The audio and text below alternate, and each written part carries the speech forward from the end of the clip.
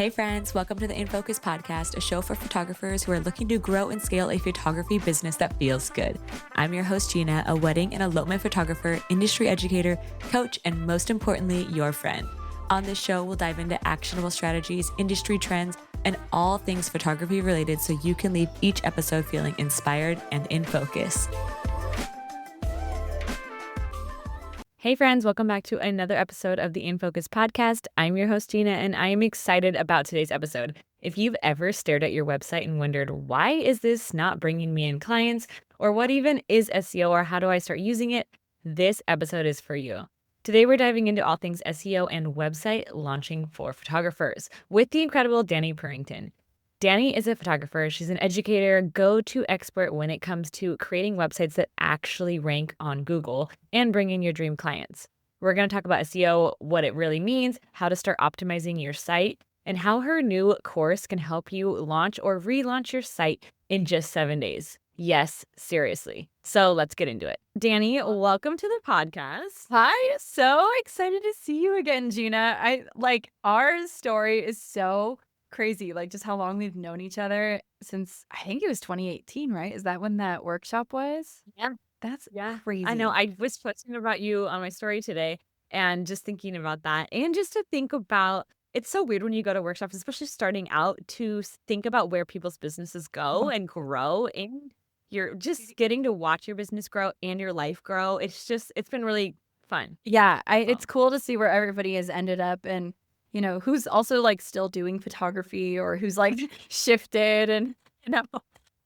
But yeah, so any new photographers that are listening or going to workshops, you could have relationships like this that just stay friends for years and years and years. And, I mean, yeah, 2018 was 8 years ago. I'm so bad at math. Yeah, we're dating ourselves right now, but that's fine. A long time ago. Back though we're still in it, it's just, I think, an ode to ourselves right there. So, Totally. yes. Well, today we are gonna dive into SEO with you because, I mean, we'll talk about your experience and, what led you down to that or down that route and that path. But, I'm excited. I think it's gonna be really beneficial for photographers to just kinda hear, one, what happened to your Instagram and what kinda led you down that route, and then two, what they can do about it to hopefully not have that experience, and then also just, not need Instagram in a way. So, does that sound good? Yeah, sounds great. All right, well, let's start from the beginning. Do you want to just give people a little brief bio background about what you do and talk about both photography and then also your education, and then kind of where you're at with things. Yeah, so I started photography back in 2017, went full-time in 2018 shooting big weddings, shot big weddings for about until 2020, so I guess that was 2 years. And then I realized big weddings are just not for me. I am more of an outdoor person, more of an adventure gal, and I really found my passion and my niche just shooting elopements, specifically in places like Yosemite, and also Hawaii and Utah. And those are just the places that I am most passionate about. And so after really defining where I wanted my business to be, I've since grown and been able to charge really awesome prices for elopements. And as a mom of 3, I can't be taking on 40 projects. So I only do 10 a year now. And it's been really cool. I've hosted photography workshops. My first one was in 2019. And so I've taught, I think, dozens of students at this point. And so it's been really cool to see even just previous students where they've ended up with their photography, how they're now bringing in awesome clients and just booking out each year. And so that was more of a general education that I took on. And then after becoming a mom of 2, before my third, I realized I was very stretched thin, just with education as a whole, and decided to actually niche down with my education as well, which has now led me to where I'm teaching more about websites, SEO, and just the power behind it because I've seen it work in my own business. And so I know we're going to kind of dive into my story there, but that's basically who I am. You can find me in the top spot for Yosemite elopement photographer on Google. And I love to just use that as this is me, because Yosemite is my fave place. And I just love to go there. And I'm very blessed to be able to go there all the time to shoot elopements. So yeah. That's so amazing, and I love that, like, little line right there, like, "You can find me by being the top result on Google." That Like, is so not to badass. brag, but I am on page 1 for, like, a bunch of keywords, and that's really exciting. Well, that's literally why you're here, because you've literally killed it in the SEO world, and I hope that you can leave us with some tidbits on how we can also be the top result on certain locations and things like that. Amazing. And just like, so Danny and I were talking before we got started, and I was kind of asking her like what her workload is like now that she has 3 kids, and she shoots 10 weddings at a really great price point, and it's just amazing. Like, it's absolute goals for business, and especially if you are mom or dad or like parenthood, especially in the chapters that we're in, absolute goals. So it's amazing to have you here. I'm so excited. Yeah, I'm excited to share more of the experience, especially if you're a mom or a parent and you're just like, I don't know, or you're thinking of maybe growing your family and you're like, I don't know how that's actually how we're able to scale that to still be making like 6 figures, but also a mom of 3 who's also a stay-at-home mom. Like, how do we do that, you know? So, Just casual. yeah. I didn't ask her where her children were at during this, and they're in quiet time right now. Like, no big deal. They're just like in quiet time. Like, Yeah, okay, but I mean, are cool. they being quiet? No, they're just in their room playing with each other. It's just loud. That's amazing. Actually, speaking on that's on your mom skills. We can have a whole nother podcast Oh, on that. I am not a perfect mom. Some, we do what we can, right? Us working moms, we have to No do. one's perfect. No. No one is perfect. Okay, let's start with kind of the story behind what led you to like really dive down the rabbit hole of SEO, and your experience there. So let's kind of dive into that Yeah. story. So it actually started with my big girl job that I had before I was a photographer. I was doing like entry level marketing for this tech company, and I was in charge of the blogs. I was in charge of the back end of the website, and I had to get really well versed in like Google Analytics and Google Ads, and also just like a lot of SEO stuff that I took with me into my now business. But where I didn't really focus more on my website when I got started and when I went full time, I was really focused more on Instagram, and that's where like 90% of my leads were coming from. And then all of a sudden, I was completely scammed and my Instagram got hacked from an email I got that was like, "Hey, we are looking to sponsor you, or we'd love to sponsor you with this product. Click here," and it made me sign into Instagram. And so I put in all my details like a dummy, and that's how they got my Instagram login info. And so within 15 minutes, my account was disabled. Like, I wasn't able to use it. And at this point, I had built that account to be like 23,000 followers organically. So it was like a huge blow. I was very upset. And this was I also the beginning of 2020. And that year was just also crazy. So very weird time. But I think that's every photographer's like worst nightmare. I like sweat just hearing the story, because it's could happen to anybody. Like, I get those emails all the time. And they look so real sometimes too, or just like you just don't know, or they're just really like legit looking, and it just takes one click, and then a company that you thought you trusted, and then all of a sudden, yeah. gone. So that's And they right. were Yeah. holding it ransom. It was like I had to pay $300 for them to have Bitcoin, or it was like $300 to apply to Bitcoin and then they'll give it back. And it was like, I don't trust that you're going to give it back to me. So no, I'm not going to pay you. Like, that's dumb. Yeah. Anyway, I was able to get it back, thankfully, because uh, there was, I put it out to the Insta world on a separate account, and I told all my friends, and I was like, if anybody has any connections to Instagram, like, can we expedite my ticket?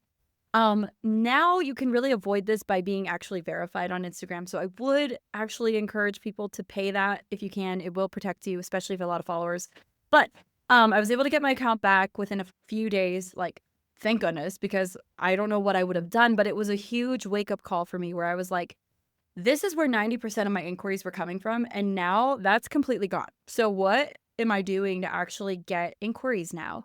And I was really, I had a moment of panic where I was like, I think my business is done. Like, what am I going to do? Like, I have word of mouth, but that's not going to suffice enough for what I need to be booking. And so that's when I was like, okay, you know what? There is something to building your website and showing up on Google. And a lot of photographers are not doing this. So it kind of is an untapped market. I'm just going to focus on that and see what can come from it. And so using a lot of my own experience and then doing just a deep dive on research, learning about targeted landing pages, keywords, how to read data, how to actually know what a keyword is worth using.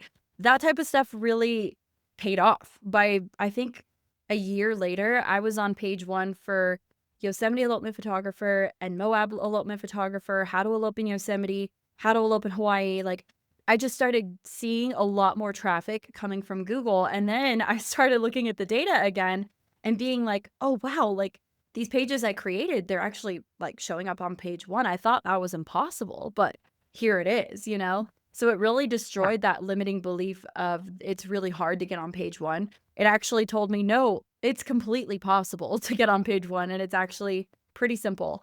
So that's when I was like, as a mom, now getting inquiries, not having to post to social media every day. I mean, I haven't posted to Instagram since December, photography work, and I'm like still getting inquiries every month. Amazing. Yeah, and it's just from Google. So as a mom, like we just don't have time to be posting every day, and that's the power behind having a website that literally works for you in your sleep. So, that's Yes. what I like to teach on now because it works. And I also feel like getting started in Instagram now, it feels so much harder Yes. than when we got started as well. I would hate to have to just get started today and rely solely on Instagram. So I think this is very timely in like the world that we're in right now. Like starting an Instagram account is really competitive. Like the amount that we are shown day to day on Instagram is just it's really hard to compete with it all. So if you can dial in SEO, that's great. The other thing too with Instagram is the algorithm's ever changing. There's no guarantee that a post is going to go viral or even get in front of the people that you like want to be booking.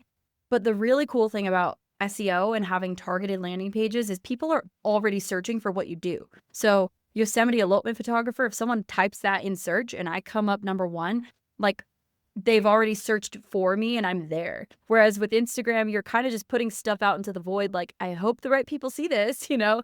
So it's a lot harder Yeah. to get those people that are specifically targeted for, you know, what your offer is anyway. Oh, yeah, so good. Okay, so let's kind of just start from the beginning then. And let's talk about what SEO is in a really basic sense. And just like maybe the key things that we need to know getting started here. And you can keep it super simple, like we don't need to go super deep into it, but SEO rundown, run through, whatever you want to say. Basics, crash course. Basics. Yeah, basically, so SEO stands for search engine optimization, and it's how you optimize your site to be found on Google, essentially.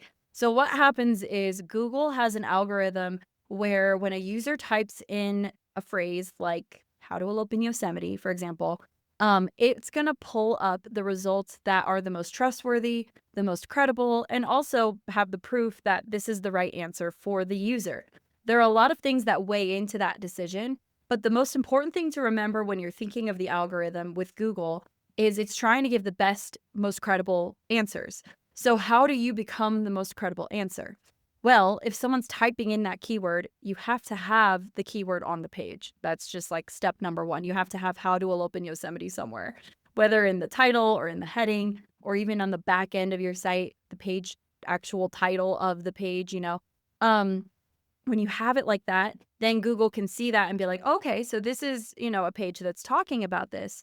Now, the next thing it's going to look at is how credible is this website? And if you don't know, like, your domain score or your domain authority, that has a really big role in things. And basically, how that authority is established is if other websites are linking to your site or if you're linking to other websites. It's basically giving a digital high five to like other really credible sites. And then when they digital high five you, it shows Google, oh, yeah, like this site, like Junebug Weddings, really likes this site because they're linking here. So this must also be a really great site. So it builds that trust, right? If you can get a score that's high with a lot of those links that are coming, we call them backlinks to your site, and you have a really high domain score, plus a page that has the keyword that the user is searching for, you have a really high likelihood of showing up in those top spots. We do want to be on page 1. No one really goes past page 1, unfortunately. So that is the goal. And the best way to do that is to, again, have really good, trustworthy authority and then also using those keywords. So essentially optimizing every page that we have to be one specific keyword, even your homepage. even creating targeted landing pages around specific keywords as well. And then focusing on our backlink strategy. So getting published, getting awards, that type of thing where big sites are linking to you specifically. In a nutshell, that is the rundown of how we do SEO as photographers to get in those top spots for certain keywords that we want to show up for. It's Oh my there's like a goodness. lot of jam packed there. So if you want to dive into something deeper, let me know. Yes, we do, we do, we do. I feel like if you're listening to this and you're like, "Oh my gosh, I have so much to do with SEO." How about let's just before they, like, start to overwhelm, what's one quick win that they could do today? And we're gonna dive into everything, but, like, right now, if they're like, "I need a brush of breath," or whatever, what's one quick win they could have today? Like, one thing they could do today? Yeah, well, you can add a keyword to your homepage. So if you have if you have a website, you have a homepage. If your homepage is just a page that's directing people to different pages on your website, you're missing a huge opportunity. I would say, let's do some research. Let's find a keyword that we can attach. Just start with your homepage. Start small. Do a research using tools like Ubersuggest or Google Keyword Planner and see, what has a high search volume as a key phrase with low competition. And so, for example, for a homepage, if you want to keep it general, you can just do like destination elopement photographer. And I know that's a really high search keyword with not a ton of competition. So that's the keyword that I just slapped onto my homepage. And you got to put it in like a heading somewhere and have it on the actual page. And then your homepage will turn into how you are a destination elopement photographer, how you are going to help them have the best destination elopement, not just directing people to different pages, but centered around, that entire keyword, right? So that's, I like to say baby steps. Take it page by page or just do one task at a time. Just assign a keyword to each page. And then after that, you can optimize your images and assign keywords to images. But essentially, I think the first thing that we can do now is maybe just assign keywords to those pages. And then if that still confuses you, just start blogging. Honestly, if you blog, you have to use titles that have keywords in the blogs, right? That's ultimately your blog will not show up if you're just putting the name of the couple or the name of whatever. You have to have a keyword in the title. But if you're blogging actively and you have real weddings that you're sharing and you have keywords in the titles, that's another great way to just get really easy traffic to your website. But I hope that answers the question.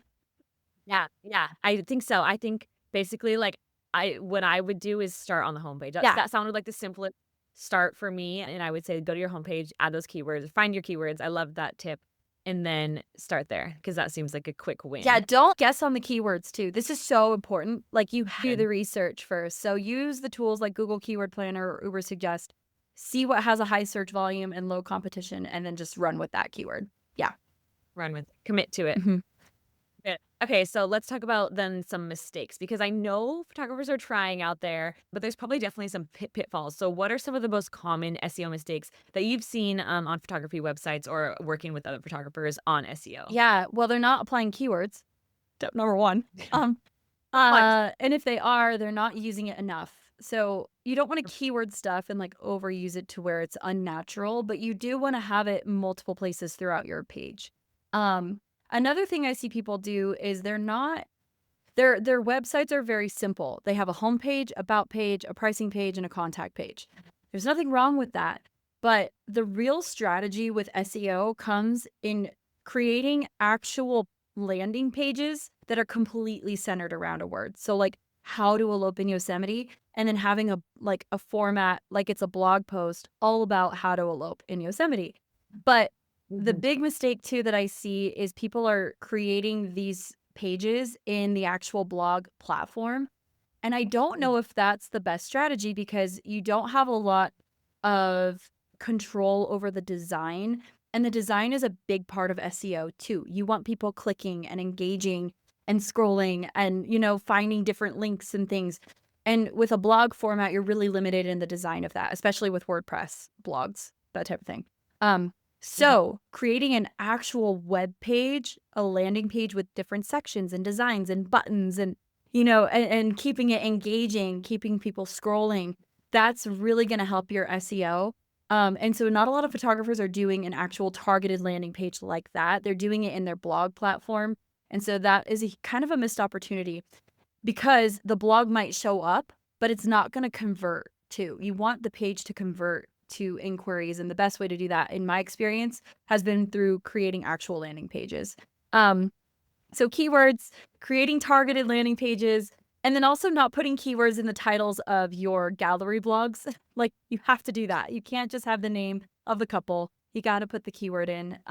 Otherwise, it's not going to serve your business well in any regard. So, Totally. yeah.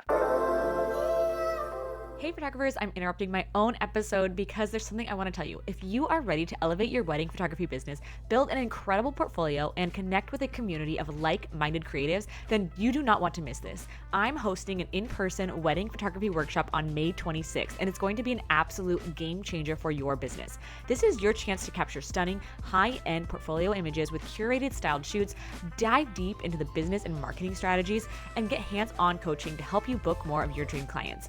Whether you're looking to refine your posing, master your workflow, or elevate your overall brand, this workshop is going to be designed to give you everything you need to level up.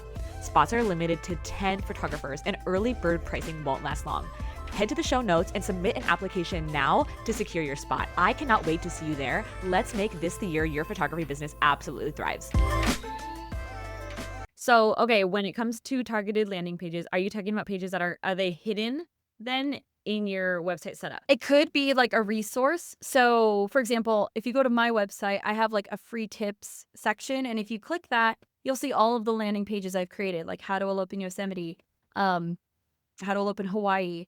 And then the other landing pages like Yosemite elopement photographer or Hawaii elopement photographer that you create, those don't necessarily have to be in the navigation because it's a specific page that's really just created to show up on Google. But I do have links to those pages throughout my website showing my expertise in that area for people that are maybe coming from my How to Elope in Yosemite page, if that makes sense. So you can have those as resources that you can link, but you also don't have to link all of them that you create if they don't make sense in your navigation and they don't offer value to anybody who's like coming to your site necessarily. Got it. Yeah. Yes. Okay, Lil. And then in terms of blogging, so you have your targeted landing pages and then you have your blogs. Yes. How often do you recommend people blogging, or what types of blogs? Like when it comes to blogging, what's like your SEO tip, just umbrella? Yeah, I would say at least 1 to 2 a month of real galleries that you're sharing. If you have PickTime, there's a really simple way to do it. It can take 5 minutes using AI and also their blog tool. So if you just embed it and put it in your blog, write out 500 words or more about what happened on the day, you can get it done in like under an hour. So do 1 to 2 blogs a month with keywords in the title.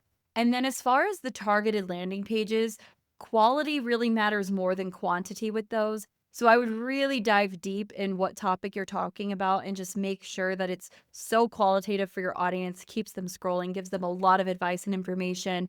And then also pitching yourself throughout there like, hey, I'm the right photographer to help you elope in Yosemite, and here's my expertise and here's my expert advice on that, because again, you can get them to come to your site from Google, but the next step is then getting them to reach out. And so that's a huge step that photographers miss as well. That's super important. The conversion aspect of it. Yeah. The reason that we're doing all this in the first place. Yeah, exactly. I am obsessed with the PickTime blogs. Yes. I think it's so great, but I have a question for you because so you kind of went down this, I believe, before PickTime launched that. Like you got really heavy into SEO before that. Did you notice a difference in the results of the SEO? I've always wondered, I've actually never done the research on, is it good to do the blogs through PickTime? Like, does it affect the SEO, or is it better to do them like in your, I use Squarespace, use WordPress, whatever. Is it better to use your platform for the blogs? Yeah, that's a great question. I've seen no difference. And PickTime has also said that they have created because you take an embed code and you embed it into the actual post. They said they've created it so that Google will recognize it. You just have to tick something very specific that says allow Google to index. And when you do that within the blog, it will allow Google to crawl it, grab the keywords, grab the, alt text from the images, and you can just do it in a really fast way. So you have all of your images optimized. It loads really fast. So actually, I, for SEO purposes, would recommend like either narrative, if you have narrative, the narrative publish, or PickTime. If you do both of those and you use the embed link, then you should be okay. And Google will Oh my still gosh, recognize it. Yeah. Now, the only problem I've noticed with WordPress and doing the embed code is Yoast, the plugin for WordPress, will not recognize a lot of the words and backlinks, but Google will still read it. So fear not if Yoast is like, this page sucks with SEO. As Oh, long okay. as long as you have the keywords and you have some links kind of sprinkled in the text that you create within PickTime, Google will still see it and it will still be fine. So yeah. Oh my gosh, that's so amazing to hear because I feel like Big Time blogging like changed Oh, the game. Like I was like, this 100%. is so much faster. All my images are already here. Thank you so much. Yeah. So, and it has like so many cute layouts and like really clean Yes. and yeah. Yeah, I Mhm. love it. You can do it in literally 30 minutes like I do. It's a Yeah. very easy step to do in an afternoon. Yeah. I love it. Okay, so when it comes to copywriting then and kind of using like I know we're all like kind of using AI to help us out with this, but you also want to use your keywords. Like how do we strike a balance between making it keyword friendly, but also still sounding like human and sounding like us and like our brand? So, life hack, and I talk about this in my course. Um, it's all about how you prompt with AI. Because let's be real, we are probably all not copywriters. Like we're creatives, we're not writers. So I use AI all the time. You just have to prompt correctly. So the best way to do this is, again, I go through a whole module on this in my course, but if you can record a voice memo of yourself telling a story, what's going to happen, and then you upload that voice memo to ChatGPT or whatever, it's going to recognize your voice and your actual voice, how you talk. So pretend like you're talking to a friend and explaining a story in your voice memo of like something that recently happened or just like some recent gossip or, something crazy. And then upload it to ChatGPT and say, hey, I want you to recognize this voice and I want you to use it throughout helping me write copy for my website. And so then it'll be like, okay, it'll grab the voice. It'll kind of understand how you talk and how you speak.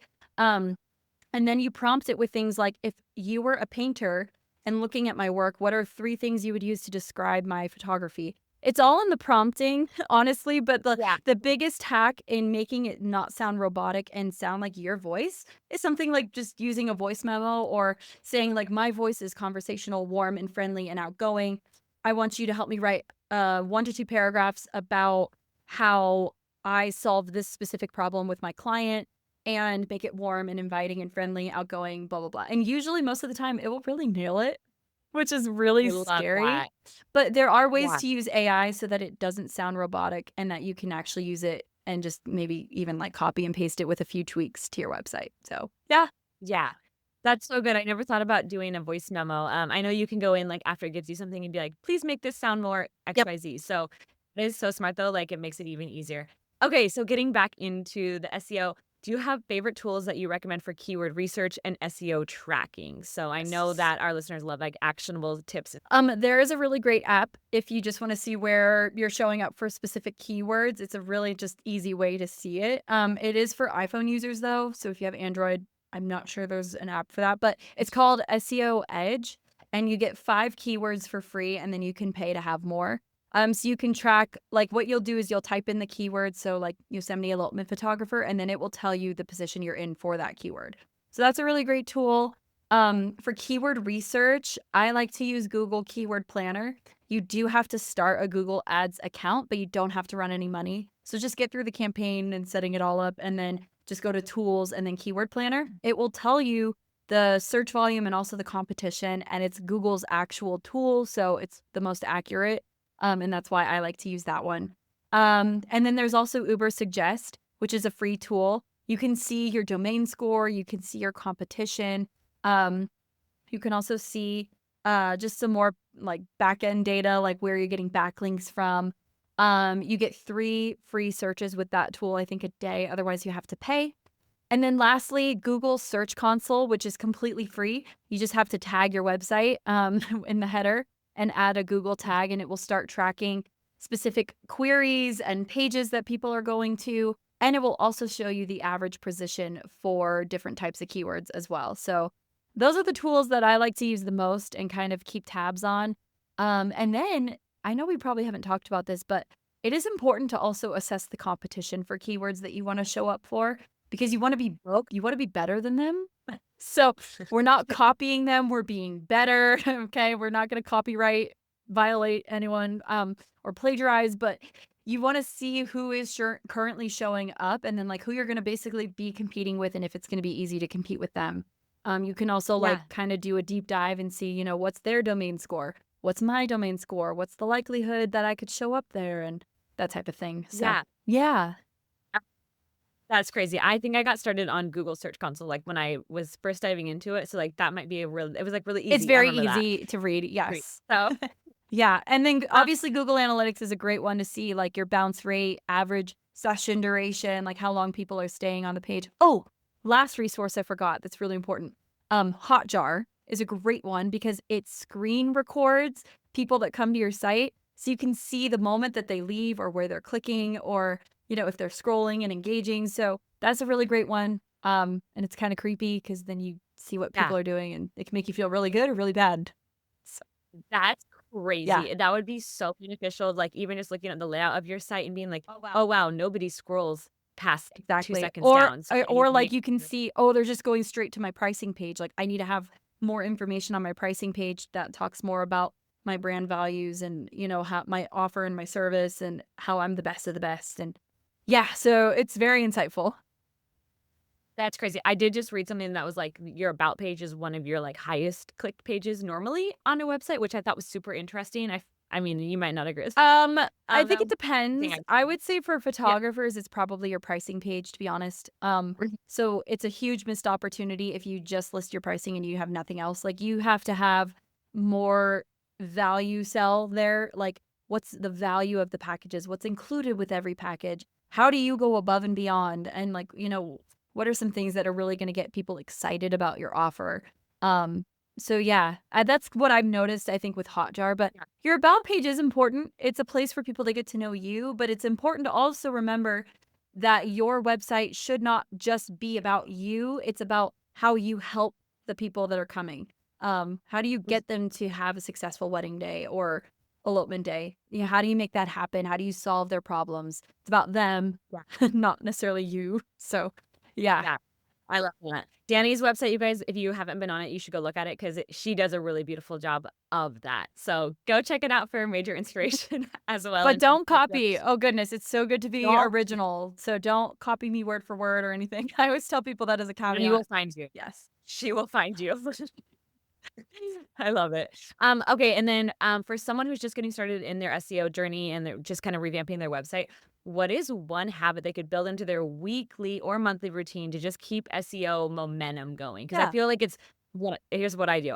In this off season, I like dive into SEO and then I don't touch it until my wedding season is done. So what's something that we can do to like kind of stay up with it? Well, blogging obviously is a great one. I would say at least 1 to 2 blogs a month. So if you can't do it every week, just try and have at least 1 or 2 going up with recent work, because the more you publish recent stuff, Google likes to see that you're active and it will reward you for that.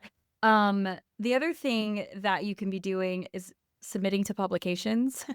This could probably take under an hour to do once you get good at it. But your best of the best sessions that you think are really unique and are going to do well with specific publications, don't be afraid to keep submitting. You can even just like pop in a few photos in Facebook groups with photographers, or like I know Photobug is a great one. They do like monthly challenges where they're looking for specific photos of something. And so if you have a good example of that, share the photo and they'll give you that backlink if they share it on their website. So that's just a really easy way to get some valuable backlinks, which is the quickest way to increase your domain authority. So yeah, my strategy on a monthly basis is blogging at least 1 or 2 blogs of recent galleries and recent work, and then submitting to at least like between 1 and 3 publications.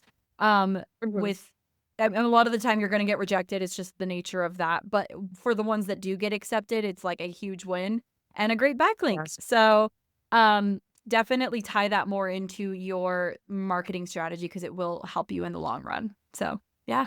Yeah. I feel like that's something that so many photographers need to do is like even just set a day, like a month, a day, like, big. This is my day of like marketing, and I'm gonna do, SEO, submitting some posts, some blogs. So Yeah. then it can go so far in your Yeah, business. and then the other So thing too is when you set up your core pages, like your homepage, about page, and all that, your landing pages, right?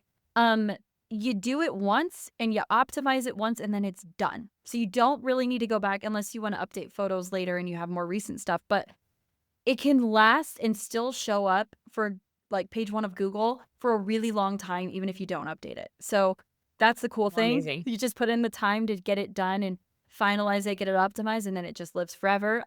So then really the only thing you're updating is just like those gallery blogs and creating maybe another landing page here and there for a keyword. But yeah. Oh my gosh. Quick question on the targeted landing pages, any major errors that you see photographers make on those specifically? Because I feel like that's going to be something people walk away from here and be like, I'm going to make a targeted landing page today, for like a specific keyword. What's like the biggest specific error you Not see choosing for the those right pages? keyword, not doing the research. Okay. You Well, have to find the right keyword or it will not work for you.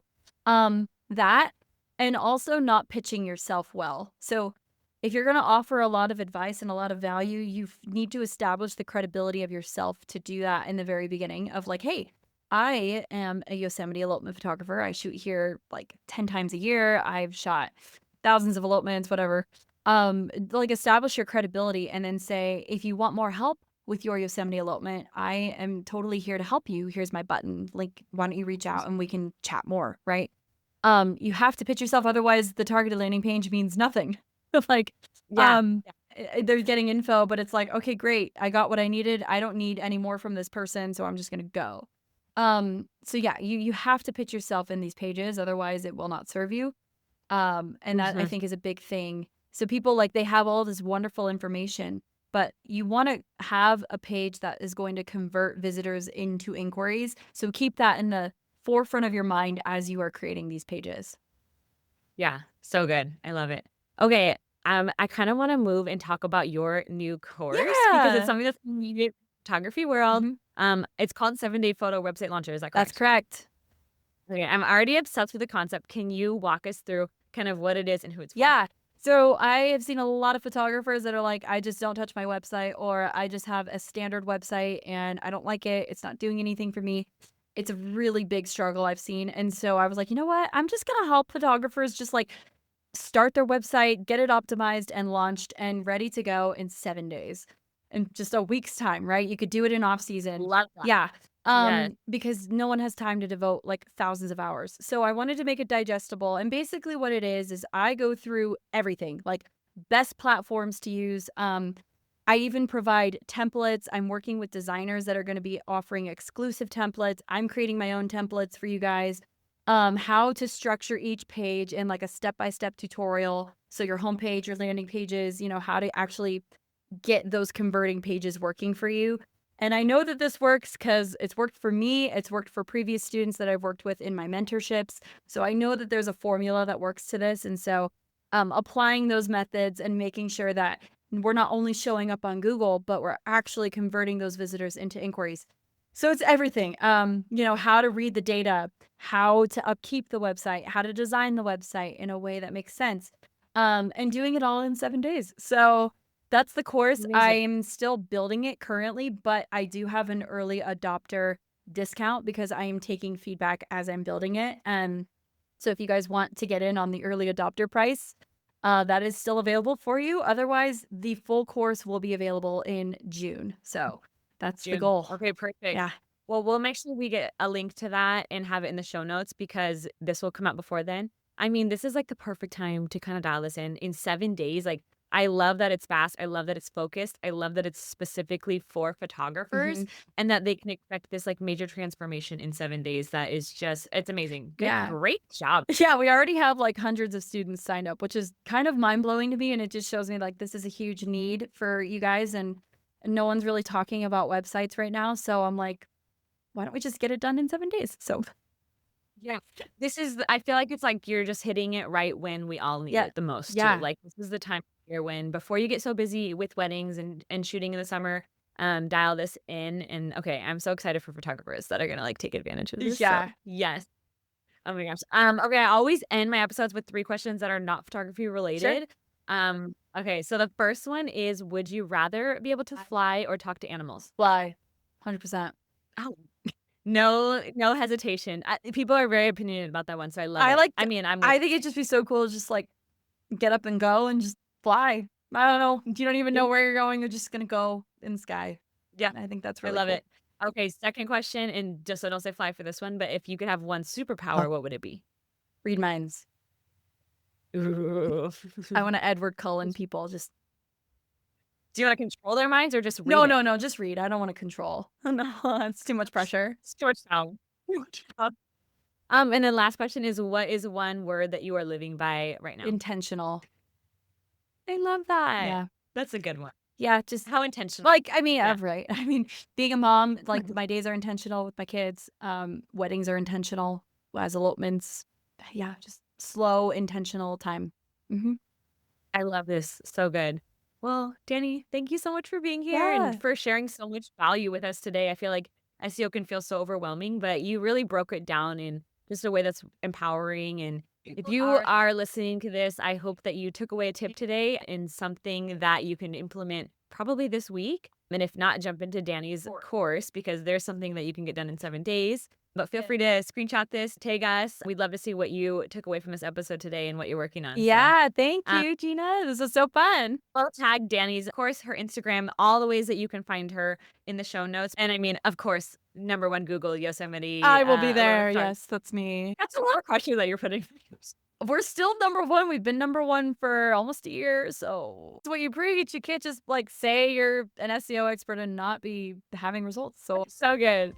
Okay, friends. Wow, what a jam-packed, value-filled episode that was with the amazing Dani Purington.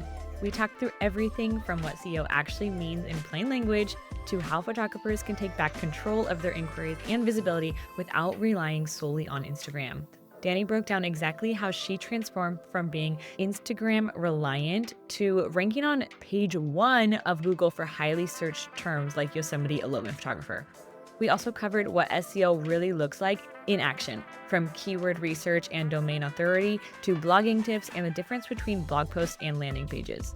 We learned why blogging still matters, how to use AI to keep your copy sounding human, and which tools to use to track your success without getting lost in the overwhelm. I hope this episode gave you at least one, if not many, action steps you can walk away with and implement today. And don't forget, Dani's course, 7-Day Photo Website Launcher, is officially open for enrollment. If you want to build or revamp your photography website, optimize it for Google, start showing up in front of clients already searching for you, this is the course to take. You'll walk away with strategy, a system, and fully functioning SEO-friendly website, all in just 7 days. As always, thank you for being here on the InFocus podcast. I am cheering you on, and I will see you in the next episode.